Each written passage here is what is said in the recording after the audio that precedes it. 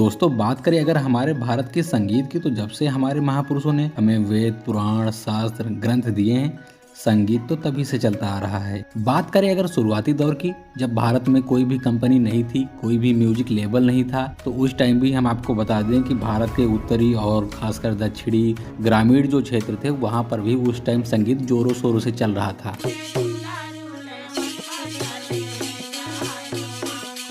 और ख़ास बात उस दौर की ये थी, जो संगीत था उस टाइम प्रशिक्षित लोगों से ही करवाया जाता था।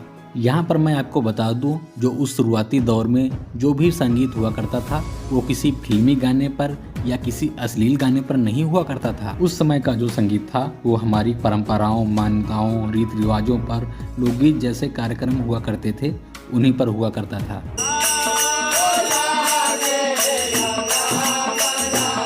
फिर धीरे धीरे समय बीता और वर्ष था 1902। इस साल पहली बार व्यवसाय करने के मकसद से ग्रामोफोन कंपनी द्वारा रिकॉर्डिंग निकाली जाने लगी, जिसको बाद में EMI कंपनी ने खरीद भी लिया। लेकिन 1902 से लेकर के 1920 तक की जो भी म्यूजिक बनता था, जो भी संगीत बनता था, वो सिर्फ हमारे रीति रिवाजों और मान्यताओं पर ही बनता था। 1920 के बाद में धीरे धीरे लोकगीत और फिल्मी गानों को भी धीरे धीरे पसंद किया जाने लगा था।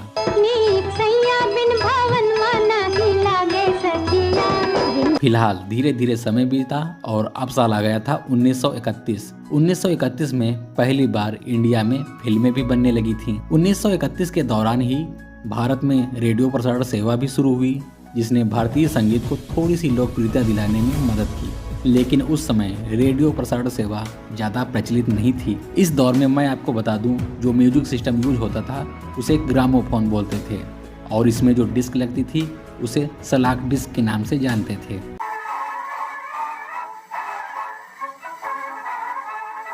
1931 से धीरे धीरे समय आगे बढ़ा और ये समय आ गया था 1940 का। 1940 के दशक में विनाइल रिकॉर्ड के साथ में रिकॉर्डेड म्यूजिक की शुरुआत हुई। अब इसने पहले वाली सलाक डिस्क की जगह ले ली थी। इस डिस्क की खास बात ये थी कि इसमें पहले वाली डिस्क के मुकाबले इसमें अच्छी गुणवत्ता की क्वालिटी देखने को मिलती थी।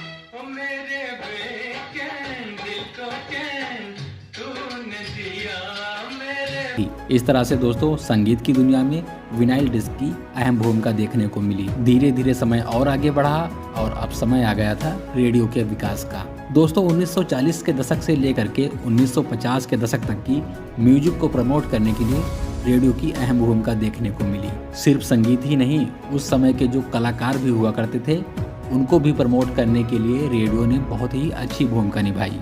बात करें अगर 1950 के दशक की संगीत की, तो इस दशक में भी अपनी परंपराओं को बढ़ाते हुए और कुछ फिल्मी गाने गाते हुए कई सितारे उभर कर आए। इसमें आशा भोसले, लता मंगेशकर, किशोर कुमार जैसे गायक अच्छा एग्जाम्पल हैं।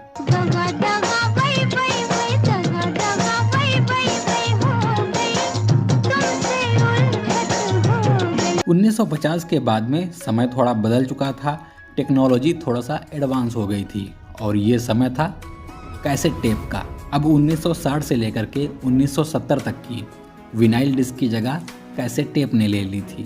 कैसेट टेप की खास बात ये थी कि ये पोर्टेबल था और दूसरी बात इसको मार्केट में फैलाना बहुत ही आसान था।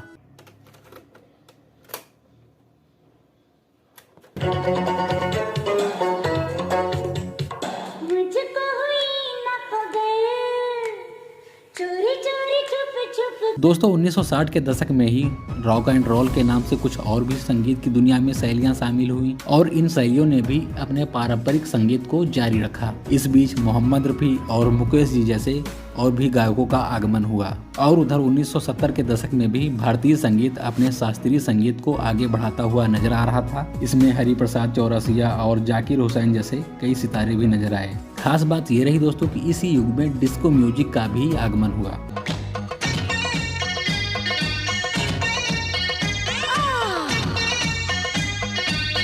धीरे धीरे दोस्तों समय ने और रफ्तार पकड़ी और ये समय आ गया था 1980 का। 1980 में ही दोस्तों MTV का भी आगमन हुआ, जिसका मतलब होता है म्यूजिक टेलीविजन। 1981 में जब MTV आया तो यहाँ पर ऑडियो के साथ में वीडियो भी दिखाया जा रहा था।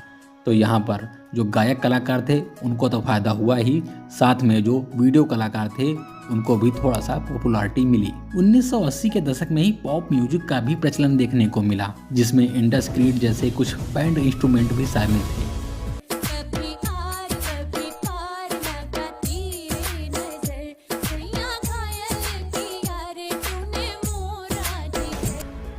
इसी दशक में अमिताभ बच्चन और श्रीदेवी जैसे कुछ सितारे भी उभर कर आए। धीरे धीरे समय और आगे बढ़ा और ये साल था 1990 का। 1990 से सन 2000 के बीच तक का जो समय था वो पूरा डिजिटल क्रांति का था। 1990 से लेकर के सन 2000 तक की संगीत की दुनिया में जितना एवोल्यूशन देखने को मिला उतना पिछले कई दशकों में कभी नहीं देखने को मिला था। 1990 के बाद में MP3 जैसे गैजेट, इंटरनेट, iTunes, स्पॉटिफाई जैसी कई सेवाएं भी देखने को मिली। इससे एक दूसरे के साथ में गाने साझा करना या डाउनलोड करना बहुत आसान हो चुका था। इसका सीधा साइड इफेक्ट ऑडियो कैसेट के ऊपर देखने को मिला। सन 2000 के बाद में ऑडियो कैसेट का बिकना बिल्कुल भी बंद हो गया था।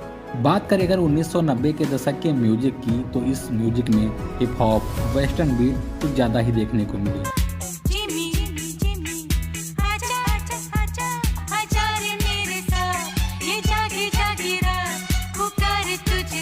इसी दशक में AR रहमान ने भी एंट्री मारी, जो भारत के इतिहास में सबसे सफल म्यूजिशियन माने जाते हैं। बात करें अगर सन 2000 के म्यूजिक की, तो इस साल भी इंटरनेशनल म्यूजिक जो था वो भारतीय म्यूजिक को ज़्यादा प्रभावित करता हुआ नजर आया। इस दशक में भी फ्यूजन म्यूजिक, इलेक्ट्रॉनिक म्यूजिक शामिल हुआ। इसी दशक में सोनू निगम, कुमार सानू, अलका याग्निक जैसे कलाकारों ने भी सिंगिंग की दुनिया में हाथ आजमाया और इनको अच्छी सफलता मिली। अब हम धीरे धीरे नए युग में प्रवेश कर चुके थे, जिसका नाम था 2010। अब हम लोग पूरी तरह से डिजिटल हो चुके थे। अब हमको कोई भी गाना चाहिए होता था तो उसको या तो ऑनलाइन देख लिया करते थे या सुन लिया करते थे या फिर उसको डाउनलोड कर लिया करते थे। यही सब देख करके जो म्यूजिक लेबल थे उन्होंने भी ऑनलाइन प्लेटफॉर्म पर अपने गाने सेल करना शुरू कर दिए और कुछ ऑनलाइन प्लेटफॉर्म पर ऑनलाइन गाने देखने के लिए डाल दिए। अब इनका पूरा काम ऑनलाइन ही था। और अगर बात कर ले 2010 के बाद में म्यूजिक इंडस्ट्री में क्या एवोल्यूशन देखने को मिला, तो 2010 के बाद में हम पूरी तरह से खुद का म्यूजिक बनाने लगे थे और कई तरह के हम खुद के इंस्ट्रूमेंट यूज करने लगे थे। और इस 2010 के दशक में ही हमने कई सारे ऑनलाइन स्ट्रीमिंग प्लेटफॉर्म भी बनाए ताकि हम ग्लोबली अपने इंडियन संगीत को रीच दे सके। हनी सिंह, गुरु रंधावा, नेहा कक्कड़, टोनी कक्कड़ जैसे कई कलाकारों ने इसी दशक में खूब पॉपुलैरिटी हासिल की।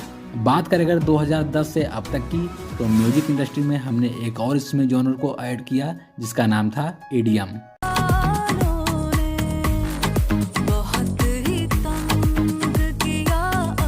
अब हम सिर्फ म्यूजिक में ही नहीं, सोशल मीडिया और ऑनलाइन स्ट्रीमिंग कई सारे प्लेटफॉर्म पर भी अच्छी हम अपनी खुद की पकड़ बना चुके थे। तो ये रहा दोस्तों 1902 से लेकर के अब तक की म्यूजिक इंडस्ट्री का सफ़र।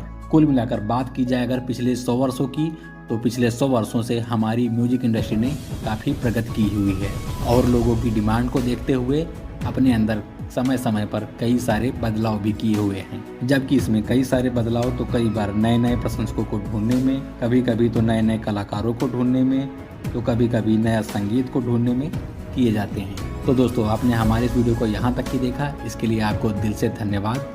और प्लीज़ अगर हमारे चैनल पर आप पहली बार आए हैं तो प्लीज़ हमारे चैनल को सब्सक्राइब जरूर कीजिएगा ऐसे और फ्यूचर में वीडियो पाने के लिए।